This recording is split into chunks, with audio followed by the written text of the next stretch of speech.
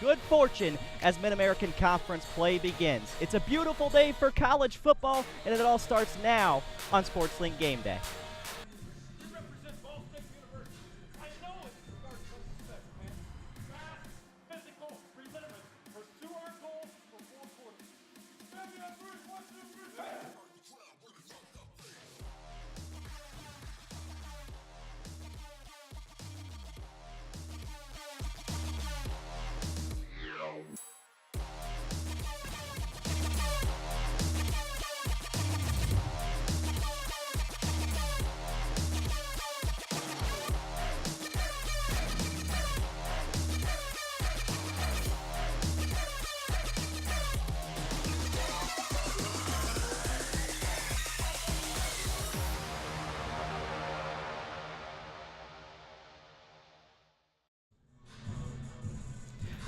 A beautiful sunny day in Muncie, Indiana. Ball State football looking to kick off conference play with a win inside Schumann Stadium.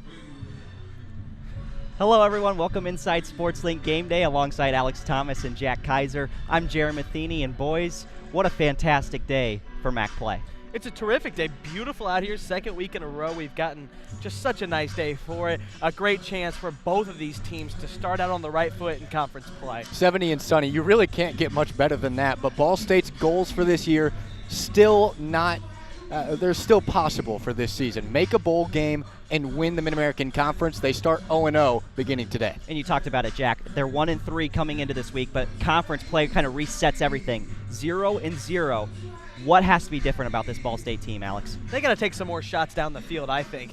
In the first game against Central Connecticut, 10 plays of 20 yards or more. In the 3 games since then, just 7. You're seeing this high-octane offense that we thought it could be kind of be minimalized. That being said, Riley Neal had a big day throwing last week, and they're starting to figure out the passing game, but we need to see some bigger plays. Ball State, one of the top teams in the conference in moving the ball. First downs, but they can't punch it in the red zone. 8 for 14 in scoring touchdowns in the red zone. That has to be a higher number as they move throughout the conference. And the red zone's been a big problem for Ball State. We saw them capitalize once last week against Western Kentucky with that Malik Dunner touchdown, but after that, the offense just kind of filtered away. Yeah, last week stung for sure. It would have been a great response to that IU loss and set up Ball State nicely for a push at a bowl game. The first half defense was solid. Second half faded a little bit. But the offense, we saw flashes. They went to Corey Lockenari a lot. They went to Justin Hall. We saw the display of weapons. That just has to be consistent throughout the entire game. I completely agree, Jack, and bringing Steven Duncan in the second half is really what made the difference. The defense didn't seem prepared for it, and it really just kind of caught him off guard, and you saw it play out in the final score. And Ball State falling 28-20, the final score. The Hilltoppers come out victorious. 444 total yards of offense for Western Kentucky. Ball State had a chance at the end, as you see with this Hail Mary, but really it came down to the Cardinals could not capitalize in the end. Riley Neal surpassed Mike New for 3rd all-time in the career passing mark with those 285 yards, that 1 touchdown. Corey Lockenaria had a fantastic game for Ball State, and then Jacob White on the defensive end. Good as always for the Cardinals, but they fall by 8 to Western Kentucky, move their record to 1-3. We now welcome on Ryan O'Gara, part of the Muncie Star Press. Ryan, thanks for joining us. Thanks for having me, guys. So this year's team, 1-3 to start. What's been the biggest difference you think between last year's team and this year's team? Well, it depends which game you're talking about, because the first 2 games were a significant improvement from last year. The last 2 have felt a little bit more like last year. And I don't know what the answer is to what the difference is between those first 2 to the last 2. It's tough for me to really pinpoint it. But all I know is that they played really well those first 2 games. And that's what made a lot of fans think that this was going to be a much different year than last year, because last year was such a tough year with injuries. So today's a great opportunity to get back on track. And as someone covering a Mid-American Conference school, the start of MAC play is significant. In your opinion, what does the Mid-American Conference bring to the table?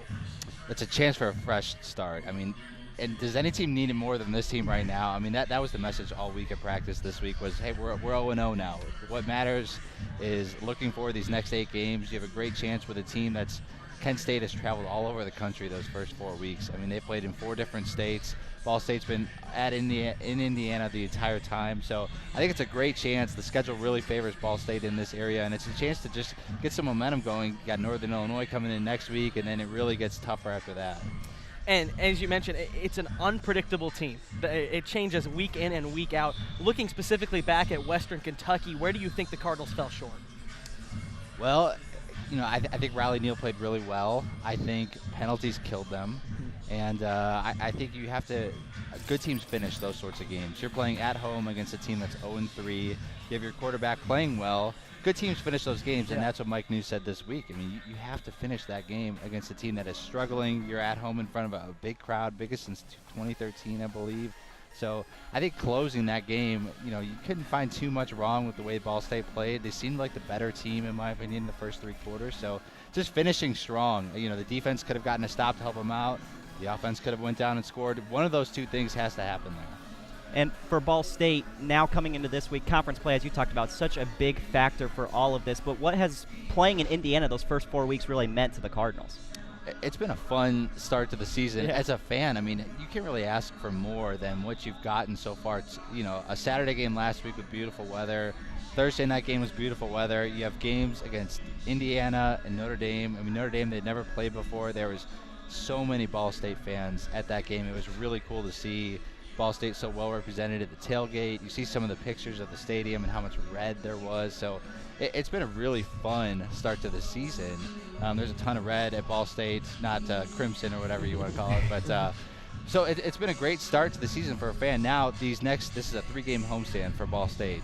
I think it's really important this week to kind of keep that momentum going, to make sure fans keep showing up, take advantage of these Saturday games. Couldn't ask for better weather today. I mean, it is just absolutely gorgeous out here. You're exactly right. A great day to be covering it. And for you, what's been your favorite part about covering this Ball State team in your 2 years? It's been a rough stretch, but sometimes that allows for some more creative stories. Yeah, definitely. Mike New is a very accessible coach. I'm not sure if all MAC coaches are like that, but I know all Power 5, Big Ten coaches aren't like this. So as a media person, the access I get to the program, it's really cool. Mm-hmm. I mean, and Mike's very accommodating. Yeah. He'll stay and answer questions 10 minutes after practice ends. Just me. Whereas most coaches probably wouldn't do that. So that's been really cool of it. The players are all very accessible. And there's nothing like a game day. I mean, this is Saturday afternoon college football. This is exciting. This is the fun part, of working a beat like this. Outside of Ball State football, what has been your favorite story that you've worked on? Outside of Ball State football? Yeah. Oh, man. Tough one for you. You're putting me on the spot. Well, I did one with Ball State basketball that was really cool, I thought, last year, or this summer, actually, for Father's Day. I went and spent a night at James Whitford's house and talked about how he handles his responsibilities as a father. He's divorced, but he kind of co-parents. And the kids stay with him most of the time, which is unique for a Division I basketball coach. So I really liked that one. There was a couple others that I really liked. I wrote about a Central basketball coach, Muncie Central, who takes care of his wife with dementia. That was a cool one. So those are 2 of them that probably come to mind right now, but I'm sure there's others. Stories are always there. They're always fantastic. Today's outlook, today's game, what are you thinking? What do you think you see from the team?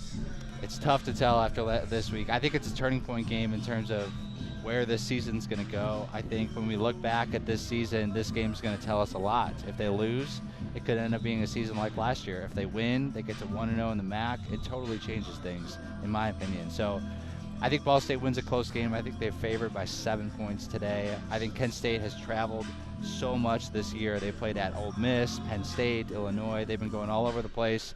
It's a great time to get this team on the schedule. I think Ball State wins a close one, maybe 27-24 today. And it's probably going to be a close game, Ryan. We thank you for joining us. And Kevin Lynch knows that within the MAC, it's important to win these close games, and he knows just how complex the Mid-American Conference is. The MAC has great parity. I really think if you look at this, now obviously each year a team will rise to the top and win it, and there's been some teams that have sustained success, but a lot of times you see a lot of up and down throughout the years in the MAC, and I think that each Saturday you have a chance to win, and not every league's like and that. And inside the Mid-American Conference preseason rankings, Ball State comes in at the bottom tier at 11. Kent State follows them at 12, but at the top, Ohio number 1. They've been a team that's sort of struggled. So these preseason rankings, you can't just take them for what they are. It's also tough to assess a team like Ball State that dealt with so many injuries last year. And really the same thing with Kent State. They have a fresh, brand new head coach. That's a system that's seriously rebuilding, and that's part of it. So it's kind of a little bit of uncertainty that I think comes into play when you're doing preseason rankings as well. And Ball State looking to surpass those expectations inside the Mid-American Conference this season. And over the past few years in the Mid-American Conference is where the running backs have really shined for Ball State. James Gilbert 2 years ago, over 1,000 yards, and then Caleb Huntley last year. What do you think they can do in the MAC this season as a dynamic group? Well, you're right. James Gilbert 2 years ago was outstanding. That's why he's been a Maxwell Award watch list member the last 2 seasons. Of course, injuries derailed him last year, but against Buffalo, the last time that Ball State beat a Mid-American Conference team, he ran for almost 300 yards. And then Caleb Huntley, we all saw what he could do last year. In just over 7 games, he ran for over 1,000 yards. That's only the second time that a Ball State freshman running back has done it. And I think we saw what Caleb Huntley is capable of doing a little bit more last week against Western Kentucky. We saw those flashes that we did see last season come back. So I think that the running backs are starting to find a bit of a rhythm, and we'll see that rhythm get even better over the course of the conference season.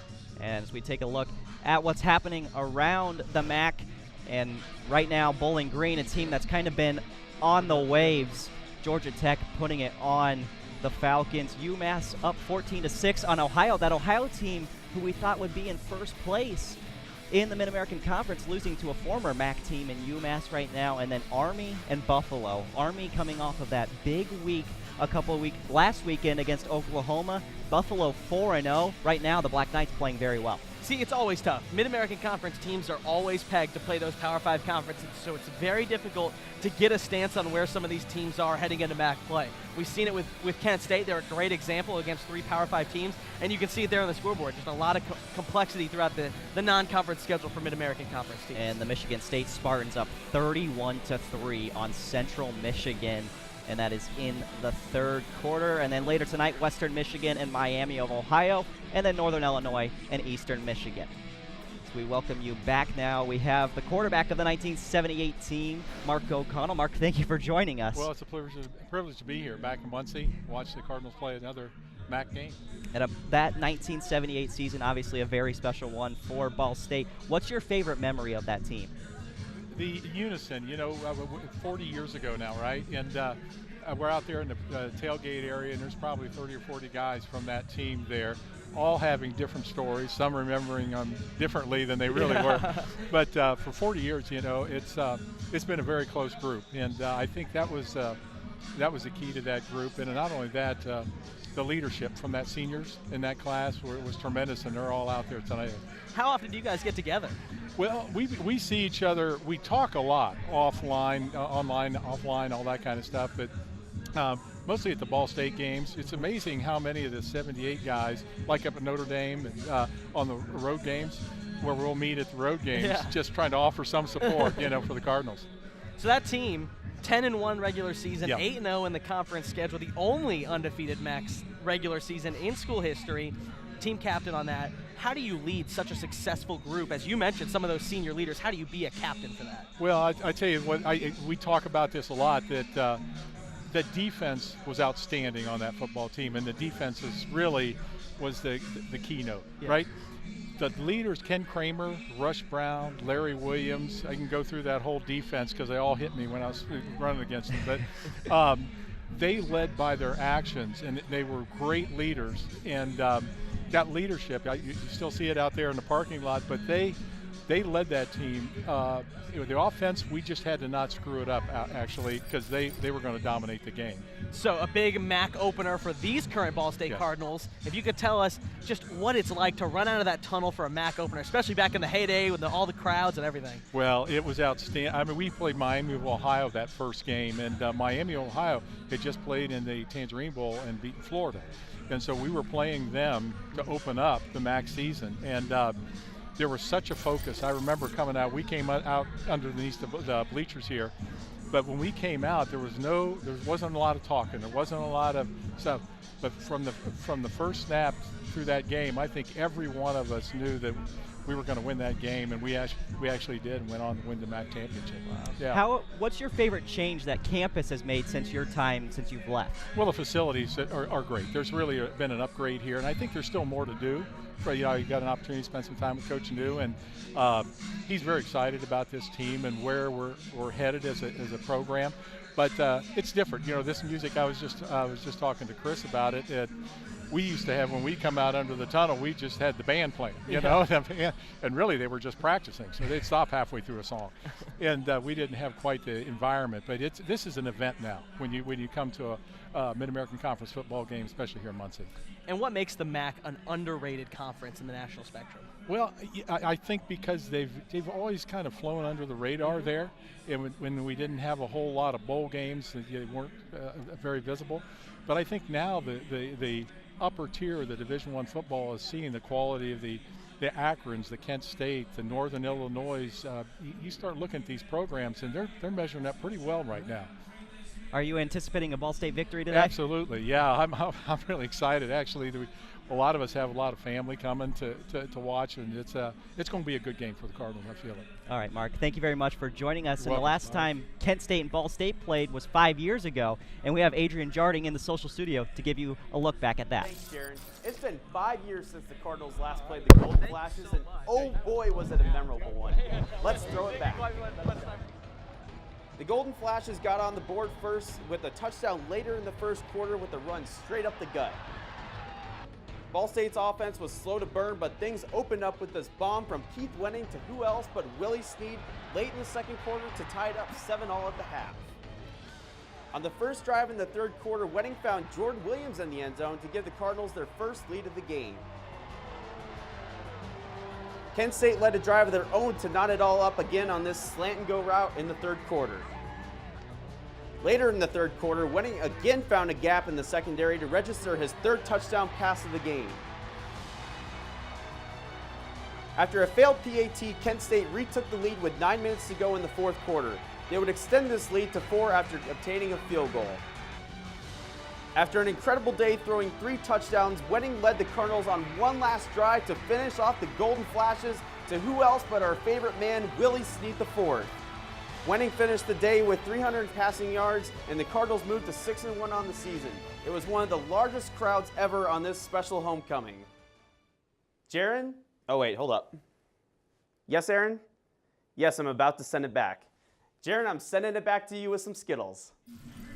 AJ has us tasting the rainbow up here. It's like magic. I already finished mine. Yeah. I'm hungry. Didn't take any patience on that one. No, did you, absolutely not. The talent on this set, unbelievable. As Ball State and Kent State, AJ said 5 years ago, Ball State gets a big win in this matchup. This year, Kent State, a much different team, even though their record says 1-3. New head coach is always difficult. There's a lot of learning that naturally comes with that. You saw picked towards the bottom of the Mid-American Conference, but they're a talented team. Play 3 Power 5 conference opponents in your non-conference. It's very difficult to get comfortable and get familiar with your offensive sets and defensive sets. So today is a great chance to really see the true Kent State for the first time. Kent State should have won at Illinois. They were up 17-3 in the first half, mirroring Ball State's performance at Illinois from last year. Penn State, that's a difficult game. You go into Happy Valley, that's one of the most difficult places to win in all of college football. And then in the Ole Miss game, that was just a weird scenario. 7-hour flight delay before the game, so they had to have their team meetings in an airplane hangar, and then there were 2 lightning delays during the game. Yet they hung in there. It was tied 7-7 at halftime. So Sean Lewis told his team after the Ole Miss game, we're better than 1-3, and I think that's true. And the thing that's been a bright spot for Kent State is that down 4 up front. They are 3rd in the MAC in sacks even after playing that loaded schedule to start the season. So how can Ball State stop that pressure up front? It's going to be tough. That's the reality of it. This is a Ball State offensive line that has been hit with some of those injuries from last year. Alex Joss is done for the year. Caleb Slavin, we do not know when he'll be back. So there's 3, the left tackle, left guard, and center are all 3 playing their second game in that position so far. That's just a tough task, especially against such a veteran front. Andrew Ponish, who was the starting center this year, moved to that left tackle spot, and then Chris Beach, who was the backup right guard, is now snapping. So that's difficult for any offensive line to deal with. They're gaining that chemistry, they're gaining that cohesion, and I think now that they have an extra week working together under their belt, they'll be much better than they were against Western Kentucky last week. Unfortunately for the offensive line, they are going against a very good Kent State rush. And on the other side of the ball for Kent State, Woody Barrett is just all sorts of phenomenal. A dual threat quarterback, transfers from Auburn, goes to Colin Community College, and now he ends up at Kent State. What kind of threat does he present, Jack? Well, I think he's obviously a great dual threat quarterback, top 10 quarterback coming out of high school. And in high school, he actually ran for more touchdowns than he passed for. So that tells you all you need to know. He's a very patient runner. He picks his way through the line. So it's going to be challenging for Ball State linebackers to deal with all day. They'll probably have a spy on him in the new 3-4 defense that Ball State is running. That could be Jacob White. That could be Jalen Thomas. Who knows? But someone will have to be on Barrett all day. And then he's a good deep ball thrower. He can throw it down the field. He can be explosive at times. I think the intermediate to short throws is what he struggles with most. But the dual threat that he presents, that's going to be very challenging for Ball State, especially with the challenges they had last week against Western Kentucky's mobile quarterbacks. And Sean Lewis, during his press conference earlier this week, he had food on the mind when talking about the Ball State Cardinals. Excited for this next week, excited to get into conference play. A little early wardrobe preview. We're going to have a little ketchup mustard maction this week. We'll be wearing gold. The Cardinals will be wearing red, so we'll settle the endless debate if mustard or ketchup is better, so we're excited about that. Unfortunately for Sean Lewis, Ball State's going to rock the black uniforms today instead of the pepper red. uniforms, not ketchup. Yeah. Red on the dome, though. Yeah, I mean, we could debate ketchup and mustard, but we're not going to get into Weird that. ketchup, yeah. Throw Ohio in the mix, you get some relish, it'd be perfect. Be unbelievable. We're hungry. We're all hungry. Yeah, we're starving up here on set. One thing for Ball State and Kent State, it's the players to watch today. It's the two quarterbacks for these two teams. Jack, what about Woody Barrett? Does Ball State have to slow down? Well, I just described it previously, but he's going to run. He's the best running back for Kent State. He leads the team in rushing attempts. Ball State had trouble with the mobile quarterback last week. He's the definition of a mobile quarterback.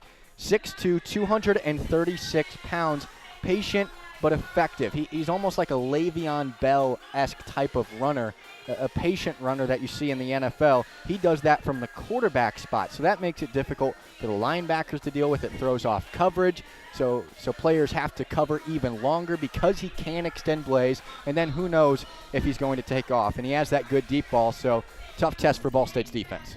And Alex, for you, what does Ball State have to do offensively with quarterback Riley Neal? Well, we started to see a new, really, page in this offense, we'll call it last week, where you saw Riley Neal finding Corey Lacanaria and Riley Miller, both with over 7 catches in that game, and really worked the ball down the field by picking apart the defense, but failed to take some of the deep shots. Justin Hall is a terrific deep ball threat. You've got to take advantage of it. Plays of 20 yards or more, that number needs to go up. Only 7 over the last 3 weeks. Riley Neal's got to get it done. We've seen him take control of this offense a little more last week. He has to continue that forward to allow the running backs to open up and dominate offensively. And we talked about it in the open, but the struggles really for Ball State in the red zone have been the story of this season. They're 12 of 14 in the red zone converting points, but only 8 of 14 for touchdowns. That needs to be higher. It's simple.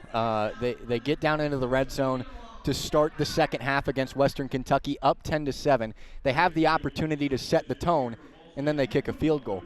Western Kentucky scores all touchdowns in that game, and that was honestly the difference. Ball State had plenty of chances. They just haven't been able to get it into the end zone, and I really think that's been the difference in a couple of games this year. And Ball State has been in the top 4 of nearly every single major statistical category in the Mid-American Conference. The one that they lack in is where they are 9th in the conference in points scored. They're just not completing drives. It has 100% been the defense. Been the reason for some of these losses. If you can finish drives at Notre Dame, that could be a W. And same thing against Western Kentucky. It's just tricky. They have to finish drives. And for Ball State defensively, they can't let Kent State get to 27 points. The Golden Flashes are 10-1 since 2015 when they get to 27 points. Their only loss came to Akron in 2016. So if they can get points on the board and score 4 touchdowns, this game could be over. And the defense is pretty experienced. They have a very good secondary that'll make it difficult on Riley Neal in the passing game. The numbers don't showcase that, in my opinion. They're bottom in the conference, or at least the bottom 2 in pass and rush defense, but this secondary is experienced. They've held most of their opponents this year under 200 yards, so that'll be a challenge for Riley Neal, Justin Hall, Corey Lacanaria, and that new offensive line pass blocking. So because of that defense and the good pass rush that they have, that sets up the offense well. If they can get to 27, that they'll win a lot of ball games. Ball State can't afford to fall behind in this game. That defense is too strong and too productive. It just simply can't happen, especially when we talked about those finishing drive issues that Ball State has had. They've got to come out firing. They've got to do it really quick, play their game, and just bounce off of Kent State. And for Ball State today, a win in this game would push them to 1-0 in the Mid-American Conference for the first time since 2015. What do you think a win today does for their psyche going forward? It's huge. As I said, last week stung. It was really difficult for Ball State because you feel, okay, we played great the first 2 weeks and then go on the road and not a great performance against IU, obviously, a game that a lot of people thought the Cardinals could compete in. Western Kentucky at home, chance to pick up that momentum going into conference play. One of their goals to make a bowl game. I thought that last week was a big swing game, but it's still possible. So as Kevin Lynch said earlier, you start 0-0. Another goal of Ball State's probably the bigger one. Win the Mid-American Conference, take back the MAC, as they've said all year. That starts today. So this is pivotal for both of the goals that Ball State has this season. And we called last week a swing game, and with every loss, it becomes that much more important. The next game becomes that much more important. We know that it's possible for this team to tumble like they did last year, but we don't expect that. The talent is there for this team 100%. It's about finishing out some drives, finishing some scoring plays, and finding ways to win in the Mid-American Conference, which is incredibly tough. They'd be 1-0 for the first time since 2015, but also it'd be the first MAC win since 2015. That would snap a 13-game losing streak in the Mid-American Conference. What does Ball State have to do today against Kent to get it done, Alex? Finish drives. It's the theme, but also defensively, they have to be prepared for the dual threat that Woody Barrett provides. When Stephen Duncan came in the second half against Western Kentucky, he ran all up and down the floor on the defense, and you simply can't allow that. Woody Barrett is too gifted of an athlete to allow that to happen. Ball State struggled against Stephen Duncan, but also remember that Brandon Wimbush was a mobile quarterback that they faced against Notre Dame, and they did great against him. They set the edge of the pocket, forced Wimbush to pass down the field, and they caused 3 interceptions. So if they can do the same thing to Woody Barrett that they did to Brandon Wimbush at Notre Dame, they'll have a good chance. The Cardinals have dominated this series inside of Schumann Stadium. The last time Ball State lost to Kent State in the shoe, 2001, and Jack, there were some interesting characters on that Golden Flashes team. Yeah, James Harrison and Josh Cribbs. Those might be 2 familiar names. James Harrison, one of the best pass rushers in NFL history. Then you have Josh Cribbs, one of the best punt returners in NFL history. So a couple of good names. And that just goes to show the talent that the Mid-American Conference has. I mentioned it earlier, I think, Antonio Brown, Ben Roethlisberger, Khalil Mack, all names that have come out of the MAC. So Ball State's going up against NFL talent week in and week out, and that'll probably happen again this season. The reality is this is a team that needs a win. Doesn't matter how many games in a row they've won here, they're prepared for that. And you talked about it with Coach New. He said today's the day. He came in, he was very excited, a lot of energy there. Today is the day, hopefully, for Ball State and for the Cardinals. 3rd in the MAC in total offense, 2nd in rushing, and we just keep coming back to it. It's finishing drives in the red zone. Ball State, can they get it done today against a talented Kent front 4? I think they can. It's going to be a challenge. Every week is so difficult because of the scouting. These teams know each other so well. So I believe that the Ball State front, the defense, can really force Kent into some difficult spots. And if they play like they have in the past, then they'll be in a good spot. These are 2 teams with really nothing to lose. 1-3 records. They are picked to finish last in the conference. That means they're also both desperate. They both know what this win would mean for them, and I think they're also 2 teams that are talented enough and feel confident in their abilities enough that they know they can win long stretches of games. It's just about getting it done on a consistent basis. And Mike New knows Ball State needs a win today, and he talked about that when we caught up with him earlier this week to talk about the Golden Flashes.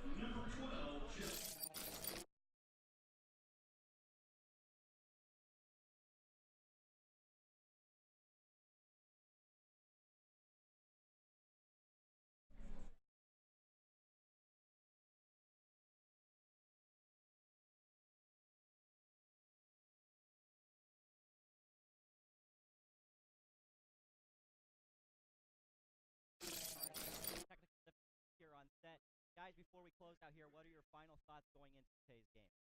It's a big-time game.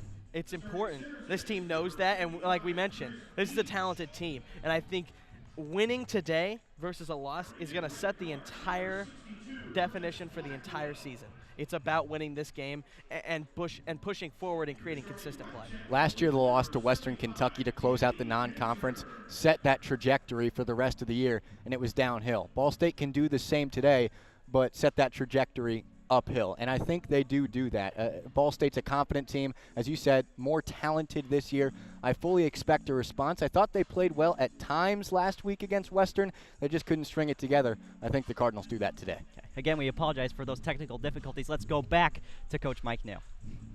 Obviously, they got a changing coaching staff, so you see them offensively playing with very high tempo, and so we've seen a lot of tempo offense through the first 4 weeks, but they certainly, play and try to play as fast as the officials will let them. So we got to be ready for that. Communication will be at a premium, but it's about execution.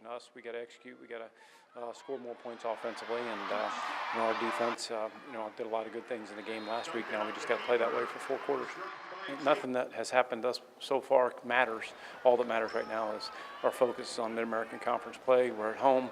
We got to take advantage of that. We didn't get it done last week, but our total focus has shifted to, we're 0-0 right now in the MAC. Every goal that we have is in front of us. Coach Mike New hopeful for a victory today. So are we on set. That's going to do it for us. For the pregame show, you can take Jack and Alex upstairs and listen to them on Mixler.com/BSU Sports Link. For the full game, kickoff is less than 15 minutes away. And be sure to come back and join us post-game where we'll have Jack Kizer again and Adrian Jarin. For our producer, Erinn Casey, assistant producer, Sina Grivey, our technical director, Jared Frank, and the rest of our game day crew, I'm Jarin Matheny saying so long from Schumann Stadium. Once again, we'll be back following today's game to break down all the action and bring you more insight from Game 1 of MAC play from Ball State. Make sure you follow us on all social media platforms at BSU Sports Link and come back post-game. This has been a presentation of Ball State Sports Link.